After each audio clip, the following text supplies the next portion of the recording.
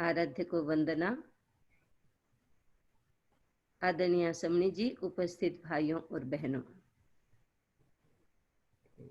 मैं अपनी बात शुरू करूं उससे पूर्व अरहंतों की स्तुति करते हैं।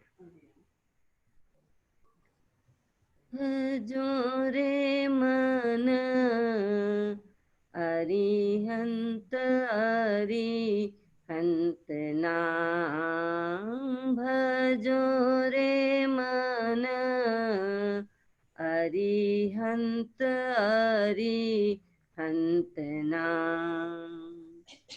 चार घन घाती कर्म खपाकर,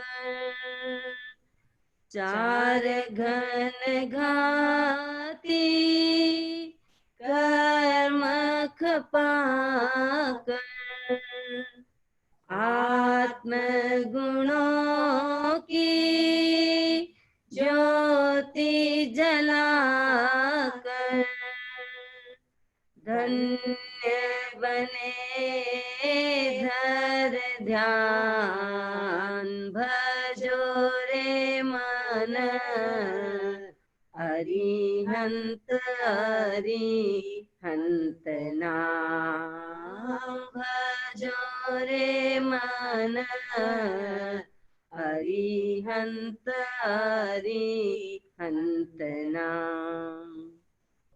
चार तीरथ का मार्ग बताकर, चार तीरथ का मार्ग बताकर, तीर्थंकर पद पूर्ण बनाकर, सिद्ध हुए सब काम भजो रे मन अरिहंत अरिहंत नाम भजो रे मन अरिहंत अरिहंत नाम।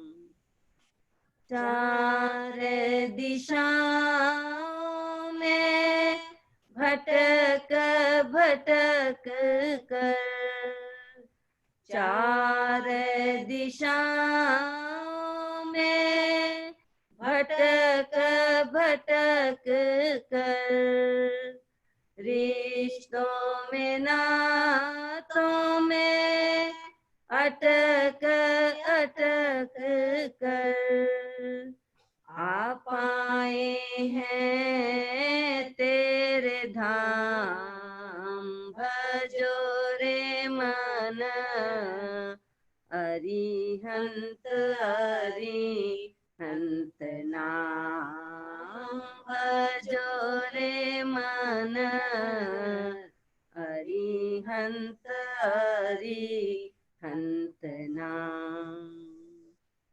चार गतियों की चलती ये चाकी, चार गतियों की चलती ये चाकी, परम गति पाए परम पिता की, बोधि मिले वरदान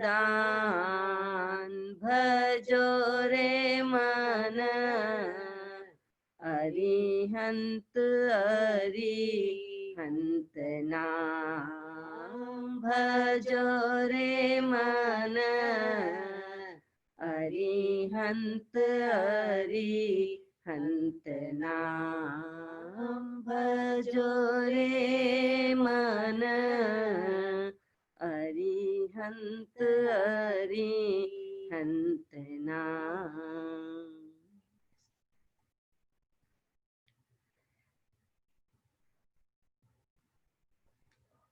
नमस्कार महामंत्र। नमस्कार मंत्र महामंत्र क्यों है? हम बचपन से सुनते आ रहे हैं कि नवकार मंत्र है वो महामंत्र है। हम इस विषय में थोड़ा गहराई से चिंतन करेंगे कि ये महामंत्र क्यों है। भारतीय धर्म और अध्यात्म में अनेक मंत्रों का विधान किया गया है। मंत्रों की साधनाएं सिद्धियों के लिए की जाती हैं। मंत्रों के अपने अपने अधिष्ठायक देव होते हैं, देवियां होती हैं। मंत्रों के माध्यम से उन देवी देवताओं को आकर्षित किया जाता है और साधक जिस ध्येय से, जिस उद्देश्य से मंत्र करते हैं, उनकी पूर्ति करते हैं। साधारणतया मंत्रों का ये विधान होता है और लोग इसी के लिए मंत्र करते हैं। नवकार महामंत्र, नमस्कार महामंत्र, नवकार मंत्र आत्मशक्ति के जागरण की साधना है, इसलिए ये महामंत्र है। आत्मशक्ति का जागरण स्वस्वामित्व की साधना है, अपना खुद का मालिक बनने की साधना है। भारत में अनेक ऋषि मुनि हुए हैं, संत फकीर महात्मा हुए हैं। उनके संदेश आपने कभी सुने होंगे, पढ़े होंगे। सबका मालिक एक। लेकिन जैन धर्म क्या कहता है, नवकार मंत्र क्या कहता है? अपना मालिक खुद। जहां सबका मालिक एक की बात होती है, नवकार मंत्र कहता है अपना मालिक खुद। तुम खुद अपने मालिक बनो। ये नवकार मंत्र की ताकत है। जो व्यक्ति इस नवकार मंत्र का स्मरण करता है, इसकी साधना करता है, वो अपना मालिक बनता है। अभी हम अपने मालिक नहीं हैं, अभी हम दास हैं। किसके? इच्छाओं के, आकांक्षाओं के, अभिशाओं के, लोभ के, राग के, द्वेष के। हम इसमें बहते जा रहे हैं, दुनिया इसमें बहती जा रही है। नवकार मंत्र की साधना जो व्यक्ति करता है, वह अपना मालिक बनता है। उसे अपने भीतर में स्वामित्व, अपना स्वामित्व बनने की प्रेरणा होती है और वो बन जाता है। आप भक्तामर पढ़ते होंगे, भक्तामर को सुना भी होगा। उसका 10वां श्लोक है, नात्यद्भुतं भुवन भूषण भूतनाथ है, भूतैर गुणैर भुवि भवन्तम अभिष्टुवन्तः तुल्या भवन्ति भवतो ननु केन तेन किंवा भूत्याश्रितम यह आत्मसमं करोति। इसका भावार्थ ये है कि जो व्यक्ति ऋषभनाथ भगवान की स्तुति करता है, वो ऋषभनाथ भगवान के तुल्य हो जाता है, वो तीर्थंकर के तुल्य हो जाता है। उस मालिक से क्या, जो अपने सेवक को जिंदगी भर सेवक बना करके रखता है। आचार्य मानतुंग कहते हैं कि यदि आप भी ऐसा ही करते तो मैं आपकी स्तुति कभी नहीं करता, क्योंकि आप अपने तुल्य होने के लिए रास्ता बता रहे हैं। आप ये कहते हैं कि कोई भी किसी भी की स्तुति करेगा वो उन गुणों से भर जाएगा, इसलिए हे भगवान मैं आपकी स्तुति करता हूं। नवकार मंत्र में भी वो ही ताकत है। जो व्यक्ति नवकार मंत्र का स्मरण करता है, नवकार मंत्र की साधना करता है, नवकार मंत्र को जपता है, वह व्यक्ति नवकार मंत्र के गुणों को अपने भीतर में ले लेता है। ये नवकार मंत्र के जो पद है वो देवी देवताओं की तरह नहीं है कि इस मंत्र के अधिष्ठायक देव हैं, इस मंत्र के अधिष्ठायक ये देवी हैं, यदि इस मंत्र को जपोगे तो ये देवी प्रसन्न होगी, ये और इस मंत्र को जपोगे तो ये देवता प्रसन्न होंगे। नवकार मंत्र ये नहीं है। बड़ी अद्भुत बात है कि ये 5 परमेष्ठी खुद भी इन 5 पदों के अधिष्ठायक नहीं है। कितनी बड़ी बात है। ये इनके मालिक नहीं है। अब नमो सिद्धाणं कोई जपेगा तो सिद्धों को अपने वश में नहीं कर सकता। देवी देवताओं को तो जपेगा तो देवी देवता आकर्षित होकर के मंत्र की शक्ति से साधक के पास आते हैं और उनकी इच्छा, उनके उद्देश्य को पूर्ति करते हैं। लेकिन कोई व्यक्ति नमो सिद्धाणम जपता है तो कोई सिद्ध भगवान उनके पास नहीं आता। कोई एक सिंगल आत्मा भी मोक्ष से उस व्यक्ति के पास नहीं आती। कोई नमो अरिहंताणं जपता है तो कोई अरिहंत भगवान को आकर्षित नहीं किया जा सकता, उनको वश में नहीं किया जा सकता। क्यों? क्योंकि ये मंत्र व्यक्ति के भीतर में उन गुणों को भर देता है। जो व्यक्ति नवकार मंत्र इन 5 पदों को गिनता है उसको 108 गुण मिलते हैं। वो 108 गुण कहाँ से मिलते हैं? सिद्ध भगवान हम पर वो शावर नहीं करते हैं, हम पर बरसाते नहीं है, न अरिहंत भगवान बरसाते हैं, न साधु साधुआ उपाध्याय जी हमको कुछ देते हैं, हमको कुछ नहीं देते। लेकिन उसको जपने से, चूंकि वो 108 गुण हमारे भीतर भी हो सकते हैं, वो हमारे भीतर में भी हो सकते हैं, इसलिए जो व्यक्ति नवकार मंत्र को जपता है, गुनता है, साधना करता है, वो उन क्वालिटीज को, उन गुणों को अपने भीतर पैदा कर लेता है। कितनी बड़ी बात है कि हम अपने मालिक बन जाते हैं। हमारी आत्मा में जो अनंत शक्तियां हैं, जो गुण भरे पड़े हैं, अभी तक हमने जागृत नहीं किए हैं, अभी तक हमारे जागृत हुए नहीं हैं, एक ऐसा संबल जो हमें मिलता है, हम उनको जगा सकते हैं। जड़ की शक्ति सीमित होती है, आत्मा की शक्ति अपरिमित होती है। 2 शक्तियां होती है, एक जड़ की शक्ति, एक आत्मा की शक्ति। तो जड़ पदार्थों की जो शक्ति है वो सीमित होती है, लेकिन आत्मा की शक्ति अपरिमित होती है। उसको मापा नहीं जा सकता, उसको तोला नहीं जा सकता। लेकिन जब तक आत्मा की शक्ति की पहचान नहीं होती, तब तक जड़ की शक्ति और पदार्थ की शक्ति आत्मा को आकर्षित करती रहती है। जड़ की शक्ति हावी हो जाती है। हम अपनी पहचान कैसे करें? हम अपने मालिक कैसे बने? हम अपने मालिक। इंसान के सामने जब मालिकियत की बात आती है तो वो सोचता होगा कि जिस घर में हम रहते हैं हम मालिक हैं उसके, जो गाड़ी हम चलाते हैं हम मालिक हैं उसके, ये ज्वेलरी जो आपके शरीर की शोभा बढ़ाती है, ये नाम जो आपने बड़े पुरुषार्थ से कमाया है, जो पद इंसान ने बड़ी जोड़ तोड़ से बनाया है, ये सारी चीजें जो इंसान के पास है, ये डिग्रियां है, ये व्यवसाय है, कंपनियां हैं, जो व्यक्ति खुद को मालिक मानता है, क्या ये रियल में हम स्वामी, अपने आप को स्वामी कहें वैसा है? हम इस बात को सोचे कि ये सब चीजें जो सफलताएं हमें मिली है जीवन में, वो जीवन की सफलताएं हमारे आगे चलती है, ये हमारे पीछे चलती है। हम एक अपनी कसौटी करें, यदि ये सफलताएं, ये मकान, घर, आपने जो एक जीवन में सफलताएं प्राप्त की हैं, भौतिक सफलताएं प्राप्त की हैं, यदि ये आपके आगे चलती हैं तो इसका मतलब हो गया हम मालिक नहीं, आप मालिक नहीं हैं। यदि ये सारी सफलताएं जिसको हम कहते हैं वो हमारे पीछे चलती हैं, तो समझना चाहिए कि हम मालिक हैं, वो हमारे पीछे चल रही है। हमारी पहचान किससे बन रही है, ये बहुत ही महत्वपूर्ण है। नवकार मंत्र हमें अपना मालिक बनने के लिए, हमें अपना मालिक बनाने के लिए इंस्पायर करता है, प्रेरित करता है, और वो हमारे भीतर एक शक्ति जागृत करता है जिससे हम मालिक बन सके। अमर कुमार का नाम आपने कभी सुना होगा, पढ़ा होगा कहानी उसके जीवन की। अमर कुमार एक गरीब ब्राह्मण का बेटा था, गरीब था, बहुत गरीब। एक बार राजा ने अनाउंस किया कि मेरे राज्य में जो समस्या आ रही है, उसके राज्य में समस्या आ रही थी कि जो दरवाजे बनाए जाते थे वो बार बार टूट जाते।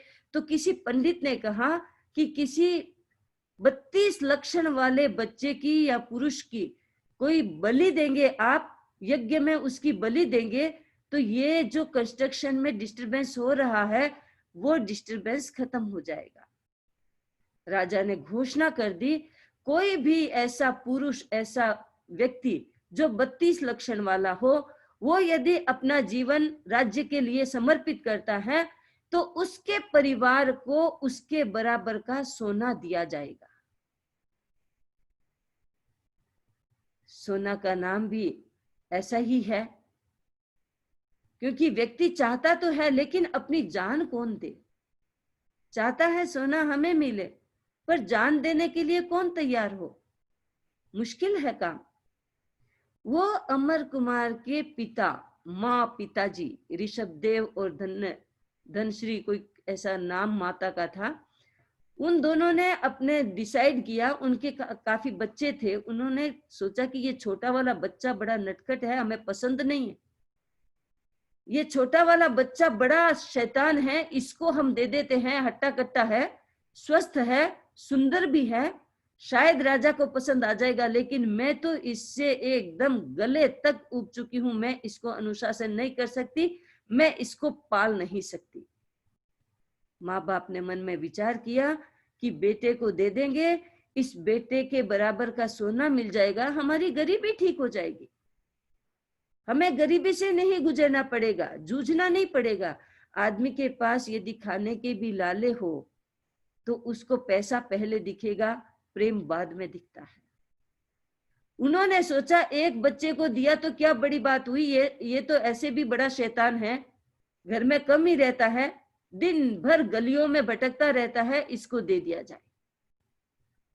राजा के पास गए और अपने बच्चे को वहां समर्पित कर दिया। बच्चा रो रहा है, मुझे नहीं जाना, मुझे नहीं मरना, मुझे नहीं जाना, मुझे नहीं मरना। लेकिन क्या करे, जिसके माँ बाप ही इतने कठोर हो जाते हैं तो कौन दया दिखा सकता है। महारानी बड़ी दयालु थी। महारानी के मन में आया कि ये बच्चा इतना रो रहा है, बच्चा बड़ा प्यारा है। देखो, माँ बाप को तो बच्चा प्यारा नहीं लग रहा था और रानी को बच्चा प्यारा लग रहा था। संस्कारों की बात होती है, कई बार अपने बच्चे अपने को प्रिय नहीं होते हैं, दूसरों को ज्यादा प्रिय हो जाते हैं। माँ बाप तो उपेक्षित हो गए, लेकिन रानी ने कहा देखो कितना अच्छा बच्चा है, कितना भोला है, कितना सीधा है, रो रहा है। और ऐसे भी माँ बाप होते हैं जो इतनी क्रूरता के साथ अपने बच्चे को इस तरह से बलि देने के लिए छोड़ देते हैं। अब महारानी ने सोचा ये तो राज्य की बात है, मैं कर तो कुछ नहीं सकती, लेकिन उसने बच्चे को अपने पास बुलाया, अपनी गोद में बिठाया और कहा देख, अब तेरी माँ ने तेरे को दे दिया है, अब कुछ हो नहीं सकता, लेकिन मैं तुम्हें एक मंत्र सिखाती हूँ, वो मंत्र तुम्हें शक्ति प्रदान करेगा। बच्चे ने कहा मुझे शक्ति चाहिए, अभी मैं एकदम निर्बल हो रहा हूं, कमजोर हो रहा हूं, आप मुझे शक्ति दे, मुझे वो मंत्र जल्दी सिखाइए।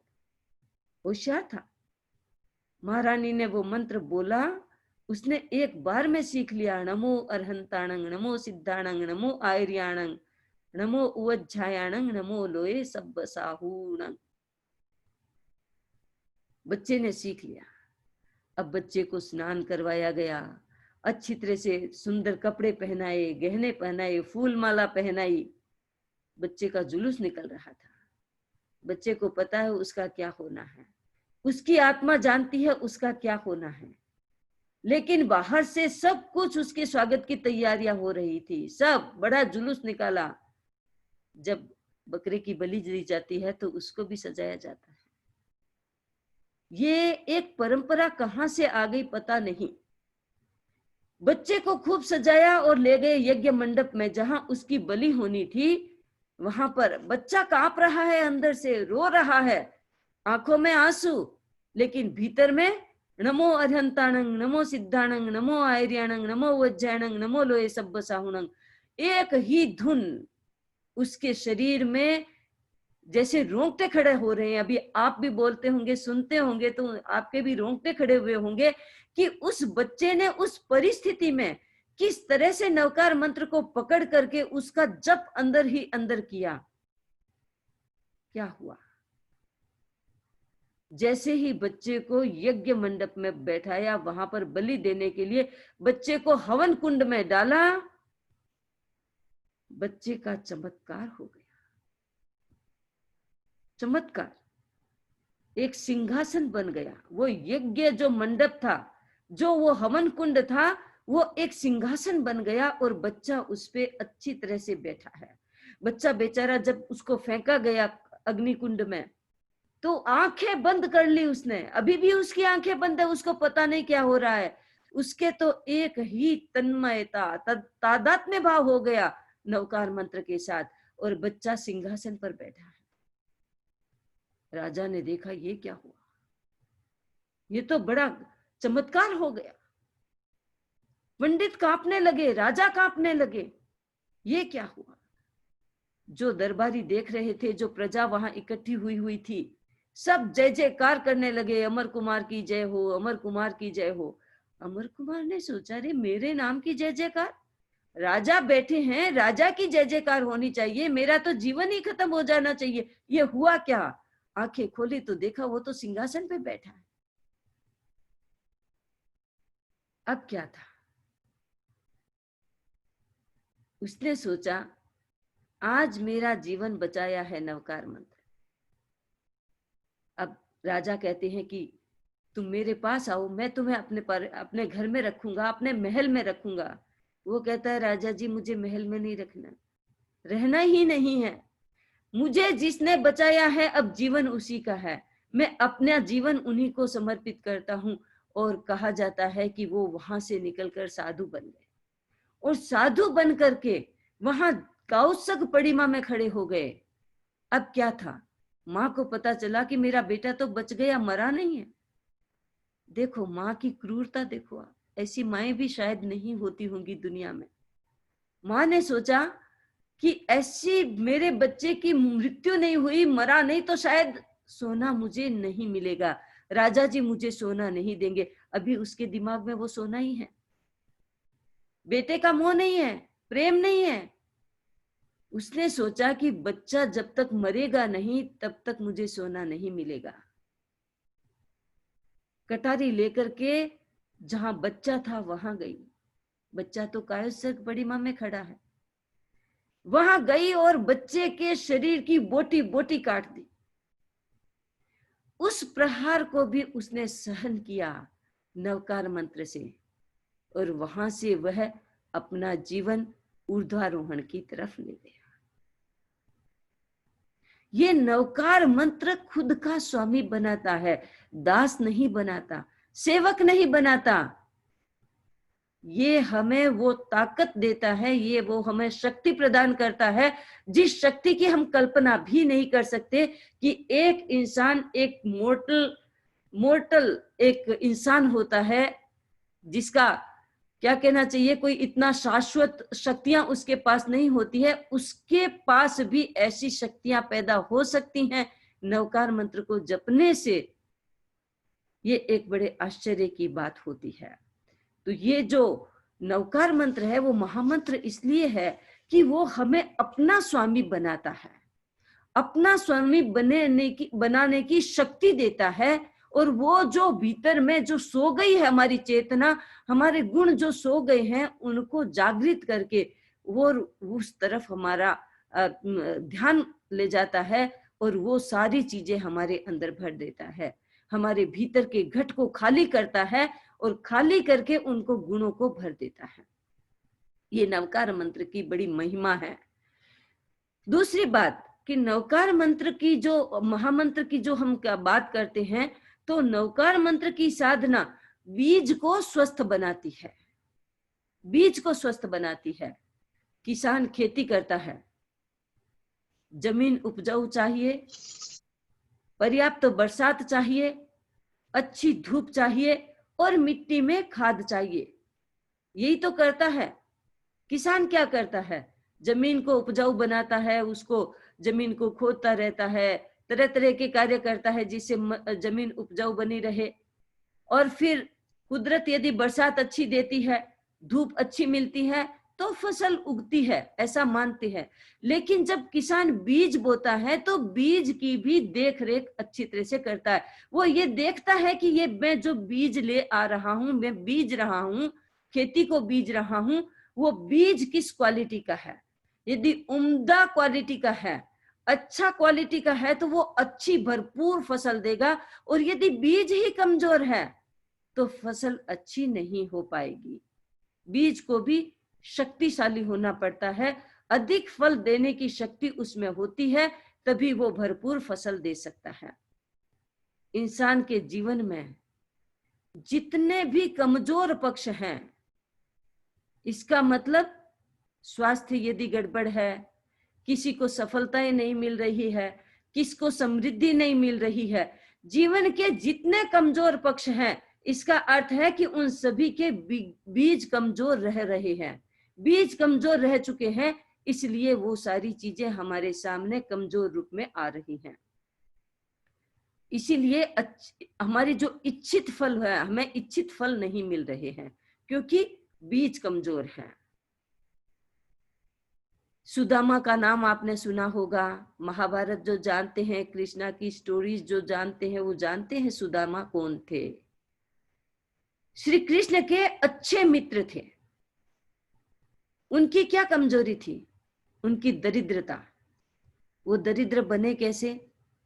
वो जब गुरुकुलवास में थे, श्री कृष्ण के साथ पढ़ रहे थे गुरु के पास, गुरु माता दोनों के लिए, कृष्ण के लिए और सुदामा के लिए भोजन देती थी, पर सुदामा इतना भूखड़ था, इतनी भूख लगती थी उसको कि वो उस आहार को अकेला खा लेता, कृष्ण को नहीं देता। वो सोचता कृष्ण को तो ऐसे ही मिल जाएगा, वो तो ऐसा ही काम चला लेगा, और वो उनका जो भोजन होता उस भोजन को खा लेता।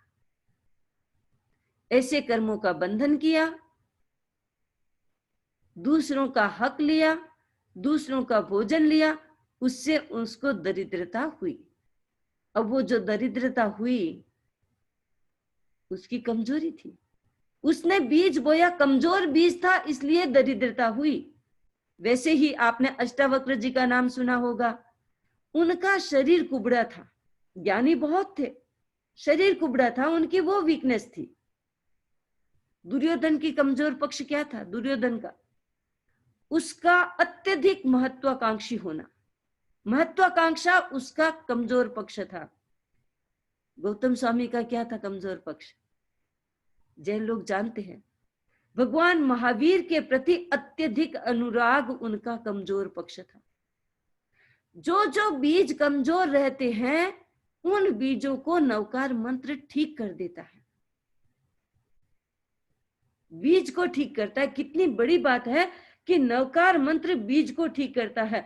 इसी तरह की अनेक कमजोरियां मनुष्य के जीवन में या प्राणियों के जीवन का पार्ट होती है, नवकार मंत्र उनको स्वस्थ कर देता है। नवकार मंत्र में वो ताकत है जो बीज को स्वस्थ बना सके। एक संस्कृत का श्लोक बहुत सुंदर कहा गया है, अपवित्रो पवित्रो वा सुस्थितो दुस्थितोपि वा ध्यायेत पंच नमस्कारम सर्व पाप ही प्रमुच्यते। कोई किसी भी अवस्था में, कोई किसी भी स्थान पर, कोई किसी भी परिस्थिति में यदि नवकार मंत्र का ध्यान करता है, स्मरण करता है, जपता है, साधना करता है, उसको उसके सारे पाप मुक्त हो जाते हैं, वो सब पापों से मुक्त हो जाता है। कितनी बड़ी बात कही है। इंसान के जो मूल में बीज हैं, बीज को ठीक कर देते हैं। मैंने एक कहानी पढ़ी, मुझे बहुत ही अच्छी लगी वो कहानी यो है कि एक बार एक देवता तीर्थाटन के लिए निकला। देवता लोग भी तीर्थाटन करते हैं, मनुष्य ही नहीं करते केवल। तीर्थाटन निकला तो उसने देखा रास्ते में एक पहाड़ी पर एक संत विराजमान है, कायोत्सर की मुद्रा कर रहे हैं, एकदम गहरे ध्यान में बैठे हैं। देवता उनके चरणों में बैठ गया, सोचा कि मैं इनको नमस्कार कर लूं, वंदना कर लूं, उसके बाद आगे जाऊंगा। और कई बार मन में ये होता है कि वंदना तो आंखें बंद है संतों की तो भी हो सकती है, लेकिन ऐसा भी होता है कि संत मुझे देख ले कि मैंने वंदना की है, तो वंदना करे। बैठ गया साइड में। जैसे ही मुनि ने आंखें खोली, मुनि ने देखा कि ये सामने एक महाशय बैठे हैं। मुनि ने कहा, बोलो भाई क्या बात है, आप कैसे आए हो? मुनि ने ऐसे पूछा तो देवता के मन में एक जिज्ञासा हो गई कि मैं मुनि को पूछूं, मुनि ज्ञानी है, उस देवता को पता था कि मुनि ज्ञानी है। क्यों? क्योंकि उनके पास अवधि ज्ञान होता है, देवताओं के पास अवधि ज्ञान होता है। लेकिन मुनि के प्रति उनका प्रेम था, इसलिए उसने सोचा कि मुनि को एक प्रश्न पूछ लेता हूं। और प्रश्न क्या पूछा कि मेरा आने वाला जन्म कहाँ होगा, मेरा आयुष्य कितना है और मेरा आने वाला जन्म कहाँ होगा। मन में जिज्ञासा हुई, पूछ लिया। मुनि ने कहा कि देखो, मैंने जो ज्ञान से देखा है, जाना है, तुम न पूछो तो अच्छा है, तुम न जानो तो अच्छा है। उसने कहा मुनिवर आप बता दीजिए, कोई बात नहीं है, जो भी सत्य है आप मुझे बता दीजिए, मैं सुनूंगा। देखो, सुनकर के तुम डर जाओगे, तुम्हारे भीतर में डर पैदा हो जाएगा। उसने कहा महात्मा कोई बात नहीं है, मैं अच्छी तरह से सुनना चाहता हूं, आप मुझे बताएं। संत ने कहा कि देखो भाई, तुम्हारा आयुष्य भी अब ज्यादा नहीं बचा। क्यों ज्यादा नहीं बचा? क्योंकि तुम्हारा रूप देख करके लगता है तुम्हारे गले की माला कुम्हला रही है। देवताओं का जब आयुष्य पूर्ण होता है तो 6 महीने पहले उनके गले में जो सदा बहार फूल की माला पहनी हुई होती है, फूलों की माला पहनी हुई होती है, वो मुरझाना शुरू हो जाती है। तो कहा देखो, तुम्हारे गले में जो माला पहनी हुई है वो मुरझा रही है, इसका अर्थ है कि अब तुम्हारा आयुष्य ज्यादा नहीं है। तो मैं कहाँ पैदा होना है मुझे? मुनि ने कहा कि विंध्यगिरी की श्रृंखलाओं में, पर्वत श्रृंखलाओं में तुम बंदर के रूप में पैदा होगे। देवता ने सोचा, मैं बंदर? आज तो मैं देवता हूं, मुझे बंदर बनना पड़ेगा। नहीं नहीं नहीं नहीं नहीं, मैं बंदर तो नहीं बन सकता। मुनि ने कहा देखो, मैंने पहले ही कहा था, तुम इस बात को नहीं सुन पाओगे, नहीं समझ पाओगे, तुम पचा नहीं पाओगे इस बात को।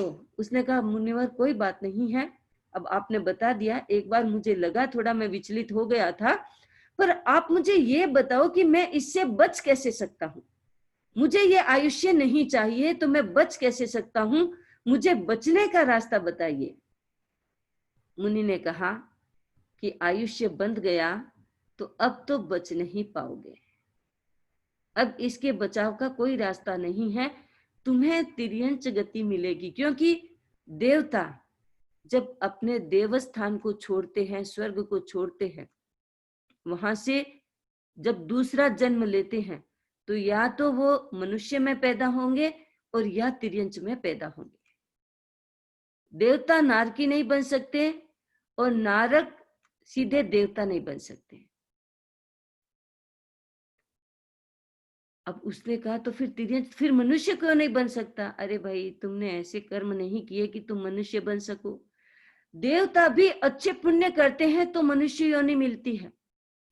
बहुत सारे देवता तो तिर्यंच में ही पैदा होते हैं, और तेरा आयुष्य भी तिर्यंच में हुआ है, इसलिए तुम उस विंध्यगिरि पर्वत में, वहीं श्रृंखलाओं में बंदर बनोगे। तो महाराज मुझे उपाय बता दीजिए, कुछ तो अच्छा उपाय बता दीजिए, मैं क्या करूं जिससे मेरा उससे आगे का जीवन तो अच्छा रहे। मुनि ने कहा एक उपाय मैं बता सकता हूं, तुम अभी अपने आने वाले जन्म की जगह पर जाओ और जाकर के वहां जितनी भी जगह में तुम नवकार मंत्र लिख सको, नवकार मंत्र लिख दो। पेड़ों पे, पहाड़ों पे, पत्थरों पे, जो भी वहां है, तुम नवकार मंत्र लिख दो। और तुम तीन काम और करो, 3 चित्र बनाओ वहां पर, एक बंदर का, एक मुनि का और एक देवता का, और चारों तरफ मंत्र बना दो, मंत्र लिख दो। दूसरा काम तुम ये करो कि अभी तुम देवता हो, त्याग पचकान कर नहीं सकते, तुम साधना कर नहीं सकते, तुम किसी और चीजें नहीं, संयम नहीं कर सकते, तो कोई बात नहीं, तुम नवकार मंत्र जप सकते हो।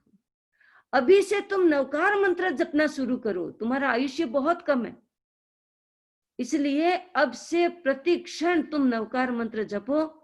तुम्हारा वहां जन्म होगा, वहां तुम जाओगे, वहां तुम देखोगे, तुम्हारा जीवन का कल्याण वहां से संभव हो सकेगा। यदि तुमने अभी प्रमाद कर दिया, देवताओं के सुखों का भोग किया है, उन सुखों को और भोगने की लालसा जग गई तुम्हारे भीतर में, तो फिर उद्धार नहीं होगा। क्योंकि ये भोग ऐसे ही हैं, जो देवीय स्वर्गीय भोग होते हैं वो बड़े अच्छे होते हैं। मानवीय भोग कुछ भी नहीं होते हैं, फिर भी मनुष्य का मन उसमें अटका रहता है।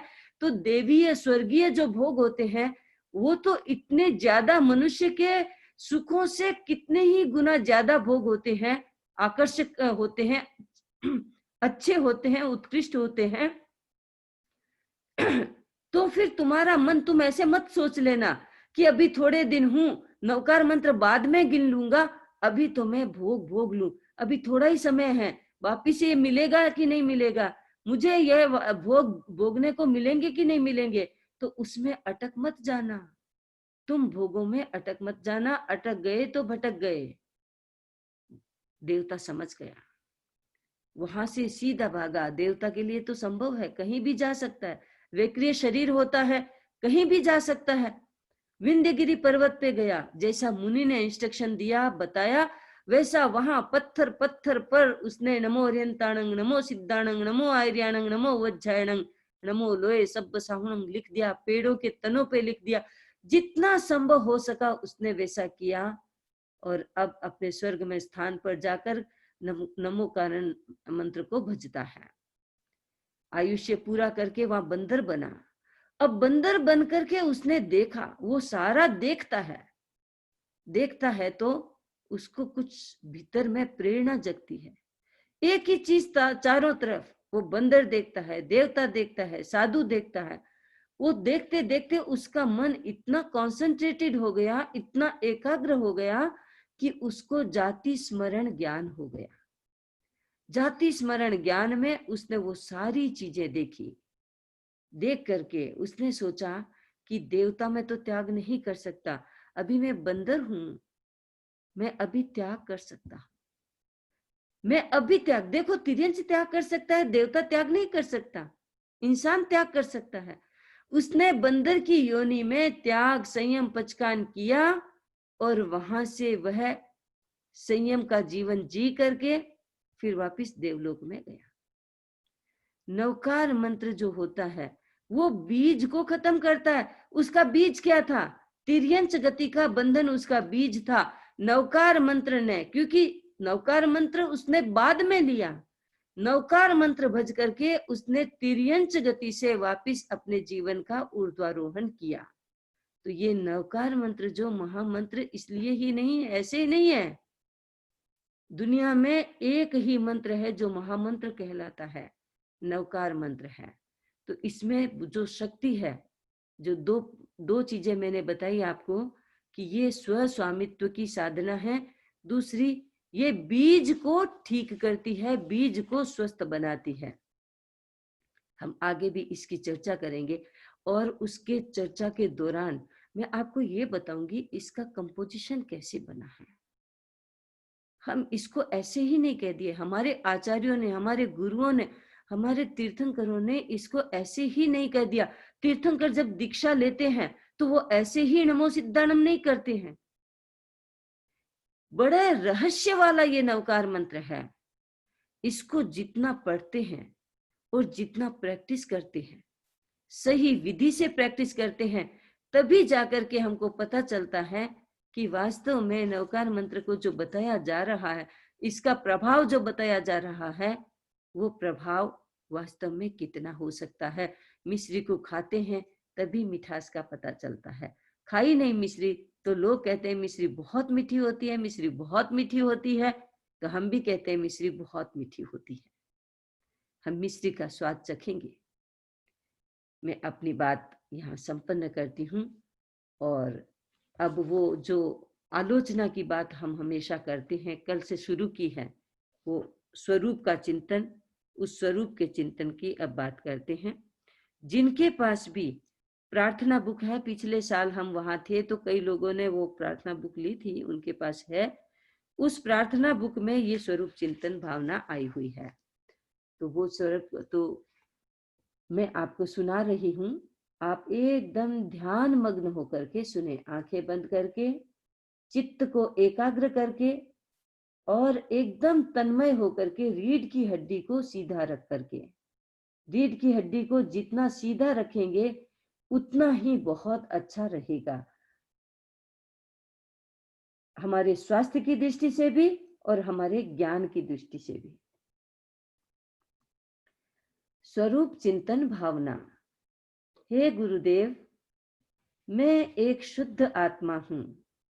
मैं अनंत ज्ञान, अनंत शक्ति और अनंत आनंद संपन्न हूं, परंतु राग द्वेष के कारण अनेक पदार्थों, व्यक्तियों एवं छोटे बड़े अनेक जीवों के वशीभूत होकर अनंत काल से संसार में परिभ्रमण कर रहा हूं।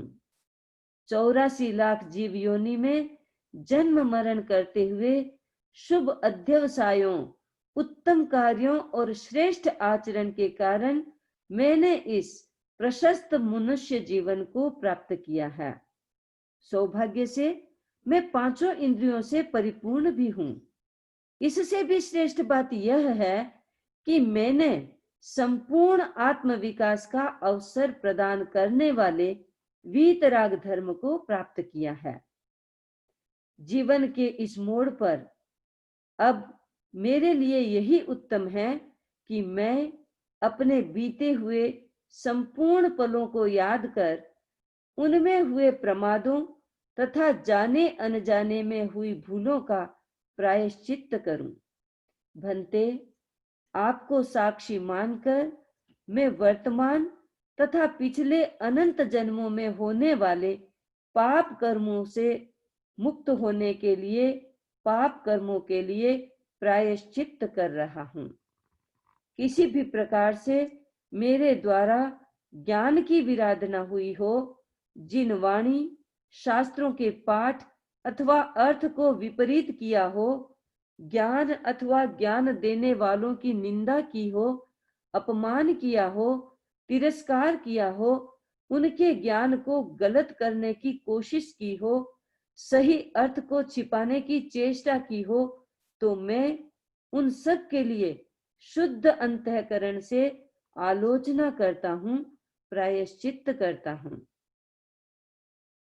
किसी भी रूप में मेरे द्वारा दर्शन की विराधना हुई हो, देव, गुरु और धर्म, ये 3 यथार्थ रत्न हैं। इन तीनों रत्नों में मेरी पूर्ण श्रद्धा और दृढ़ विश्वास है।